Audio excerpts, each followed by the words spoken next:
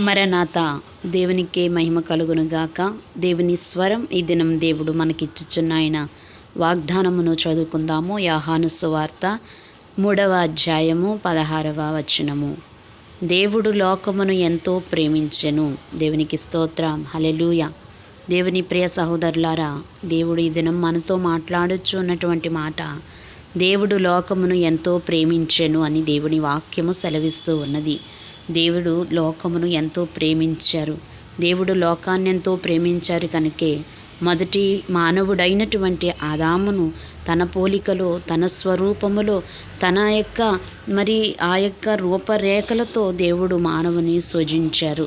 ఆ యొక్క మానవునికి అవసరమైనటువంటి ఆహారమును కానీ, ఆహ్లాదమును కానీ, నీరును కానీ వాటినన్నిటినీ ప్రభు సిద్ధపరిచారు మానవుల కొరకు.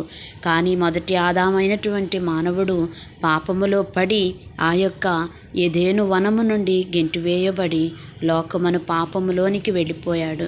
గనుక దేవుని ప్రియులారా, అట్టి లోకమును పాపములో ఉండిపోయినటువంటి మానవులను మరలా ఏదేనులోనికి ప్రభు తీసుకొని వెళ్ళటానికి దేవుడు లోకమును ఎంతో ప్రేమించెను అన్నట్లుగా దేవుడు ఈ లోకాన్ని ప్రేమించి లోకములోనికి నరావతారునిగా ప్రభువు దిగివచ్చి ఉన్నారు.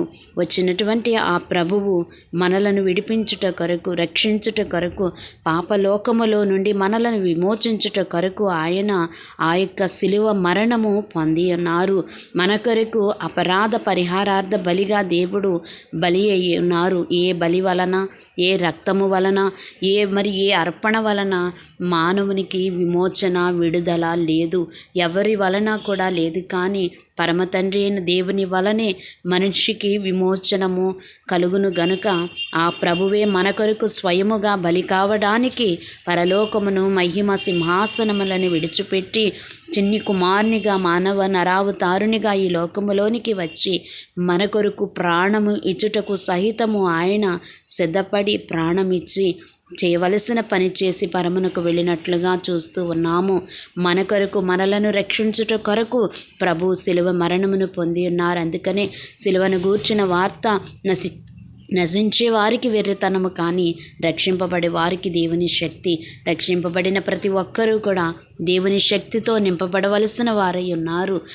నమ్మితే దేవుని శిలువ నా కొరకని నమ్మితే దేవుడు మనలను ఆయన శక్తితో నింపి నిత్యరాజ్యములో ఆయన ఏదైతే ఆశించి మన కొరకు ఈ లోకానికి వచ్చారో ఆయనుండు స్థలములో మనముండాలని వచ్చిన ప్రభువు మనలను ఆయన యొక్క పరలోకానికి చేర్చుకోవడానికి ప్రభువు చూచుచున్నారు. గనుక అట్టి కృప ప్రభు